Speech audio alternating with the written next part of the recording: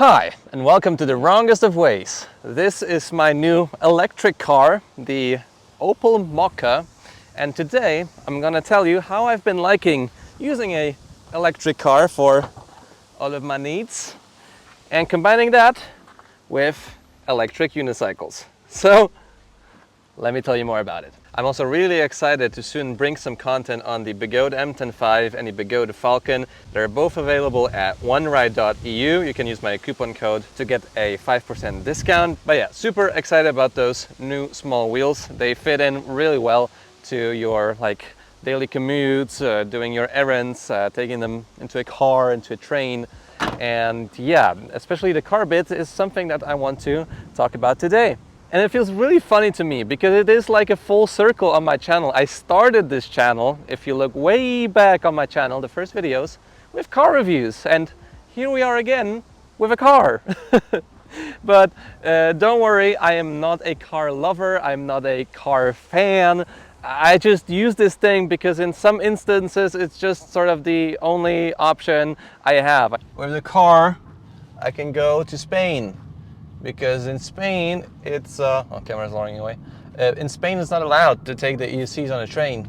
So the car is sort of the only option if I want to travel somewhere really far. And I really want to travel across Europe. I want to go to the Czech Republic. I want to go to Spain. I want to go to the Baltic states. I want to go everywhere. And with the car, it will be just a bit easier, especially when having so much stuff around. And additionally, with EUCs, being illegal in trains. I do hope though in the future that we will have the tech, we'll have the safety, we'll have the legislation to take EUCs anywhere on trains, because that's the best way to combine public transport and the electric unicycle. I tried to use a bunch of transportation along with my EUC to go travel across Europe, but turns out that sometimes the car is sadly the only option. If I take, several wheels, if I have to take a bunch of gear, helmets, camera equipment, it's sadly tough to beat it. So in the end, I bought a car. Not this one first. First, I bought a diesel van, and I thought that, okay, if I have a diesel van, it's cheaper. It sucks with the diesel, but maybe I'll just drive it. But turns out I just hated it. I hate this car. Hate this car, I hate it, I hate it, I hate fossil campers. This is so awful. I want to get rid of it. I want to get rid of it, sell it, flip it, rid of it. So much, and it has been sold. This is the van was the most hated device I've ever owned in my life. The fridge, so I call it. It's gone. It was a relief.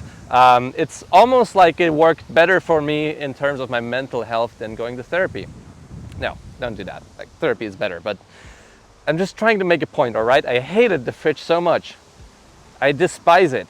It doesn't deserve it, but it should feel my hatred towards it. But anyway, fridge is gone. Now we have this thing. This is the Opel Mokka E. It has a 50 kilowatt hour battery. It has some pretty fast charging, up to 100 kilowatts. Here is the charging port. Here is type 2 and CCS down below. So we have fast charging on the proper stations. Super windy today.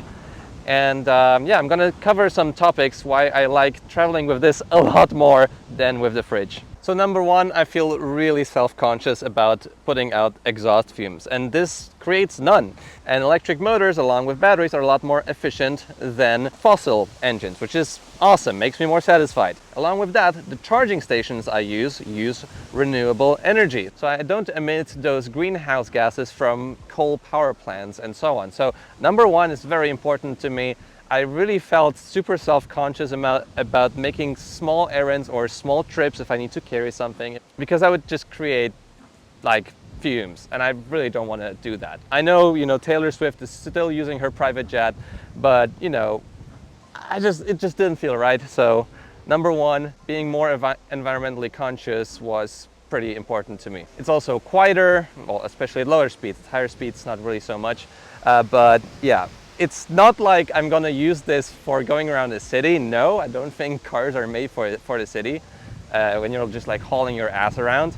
I'm still gonna use my EUC for that or other means of transportation. But for going somewhere further or hauling some bigger stuff in a more eco-friendly way, I'm all for it. Number two that I really like about the Opel Mokka, or in general electric cars, is the driving. The driving is just so much more pleasant than with a fossil car. There's just one gear, and therefore even in a traffic jam, it's just like so much more fluent.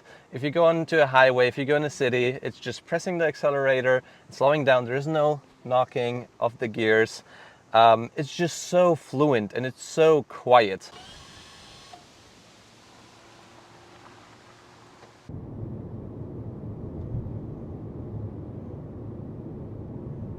And additionally, now, for example, the air conditioning is running. It's pretty toasty outside. And I can keep my battery on or my engine on, so I can be in a air-conditioned environment, not worrying that I have my motor on. So if I had my diesel, I would just immediately turn it off. But here, there's no need of that. The steering is very nice, very precise. The center of gravity is very low because of the batteries. And in general, it's a delight to drive. Like, I still prefer trains. They're a lot better.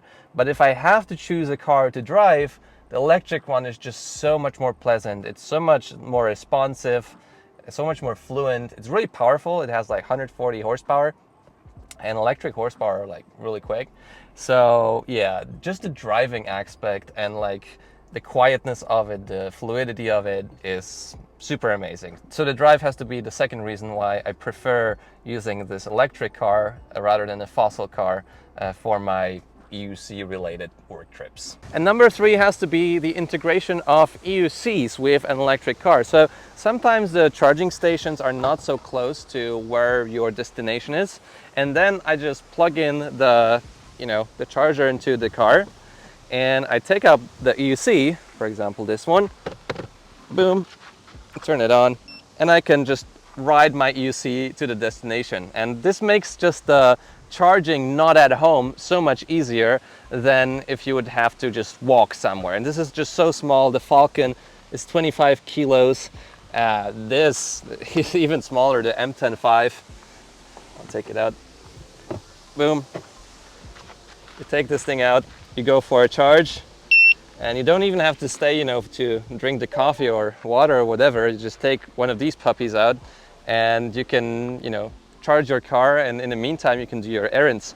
It is super nice to like combine the electric unicycles with the electric car, because then the charging process, as said, is a lot more delightful. You don't have to be stuck in one place. You don't have to think about where you want to walk. You don't have to think about, should I take the train somewhere or a tram? No, you just take this out of the boot or out of wherever you store it, and you're good to go. Yeah, I love those small EUCs. I'm so happy that I have some small EUCs now to test. Like, they don't have a smart BMS, but yeah. I mean, I'll tell you more about those EUCs in a later review. Number 4 on the list can be a bit weird, but I love to charge. I just love the charging process. I feel like it's just so satisfying that, we have this energy coming from the sun, from renewables, also from other sources, of course, but in general, this energy, and you just plug something into here, and yeah, it gives you 300 kilometers of range or 350 kilometers of range. And I'm super amazed by how quickly this car charges. So up to maybe 30-40%, around 90 kilowatts of power. Over that, it's about 70. And up to 85% of battery, I'm having about 50 kilowatts of charging power. So the lower your battery, the quicker the charging. Now, I wish the charging was a bit quicker, but with the budget I have, with the cars that are available, this is pretty much the top of the range that I can get. So I did 2 road trips already during the last 5 days with the Opel Mokka, and it is slower, of course, than with a fossil car. You have more charge stops. You have to think about, how much energy you have and with how much energy you will arrive at your destination. So I was using a great app which was recommended by Polish EUC rider Rafał Sobczak. It's called a Better Route Planner, and there it would show me where I need to charge and at which level of charge I am on the road. So I can compare the level of charge that I should have on this app compared to the level of charge that I have on the car here. So here you can see it's 73% right now. And if I would be going on a trip, I could compare to the level of charge on the app that I should have. So with this app, the road trips are a lot more easier, and I guess it's a must-have if you want to go between cities in an electric car. So I went to Gdańsk from Warsaw, which is about 330 kilometers. And one way I had just one charge stop. It took me a bit longer than usual because there was a traffic jam. So it took me about, I guess, 5 hours. Usually it's about 3 maybe, 3 hours to go there if you don't have a stop in between. I usually have one.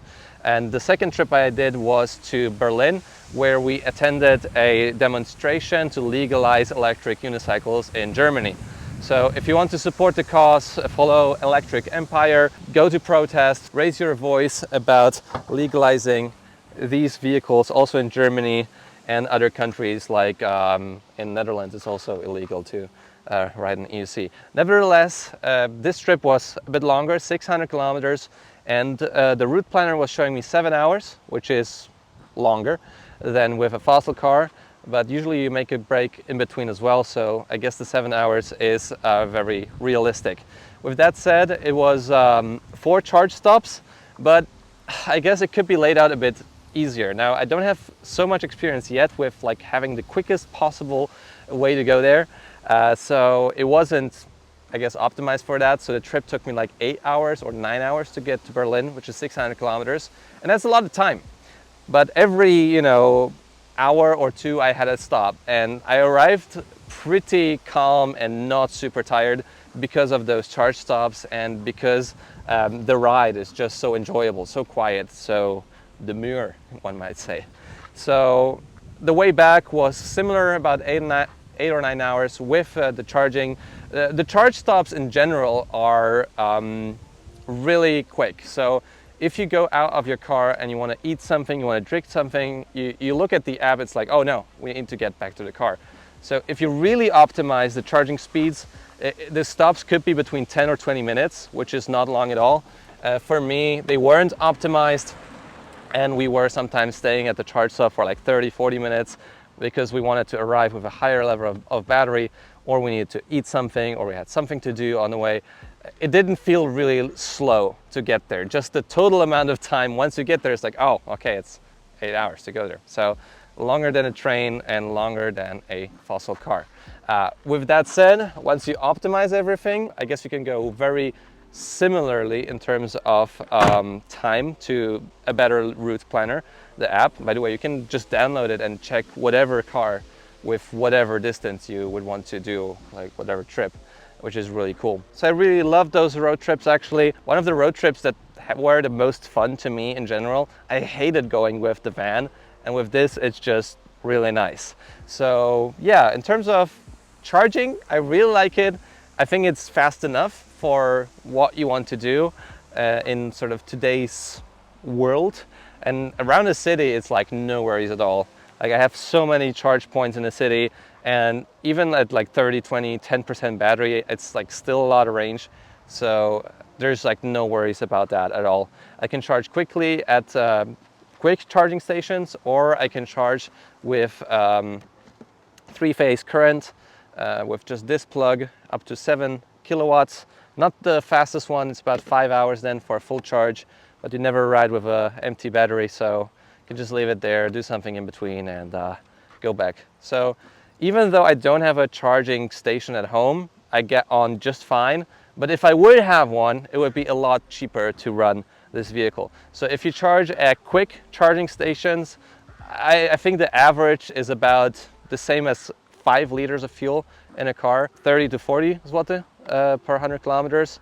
And then if you go around the city and you choose your charging spots wisely, and you you have a lesser consumption, because on a highway this uses more than in the city, then you use about like 3 to 4 liters equivalent of price. And if you would have the chance of using solar panels, which probably some of you guys have, or you have just a very cheap electricity rate at home, then it will be like a lot cheaper than running a gas car. So for me, the price is still good enough to justify going electric, going green, and using an electric car. But I'm just trying to give you an idea of the cost of using such a vehicle, both on road trips and in a city if you need to haul stuff around.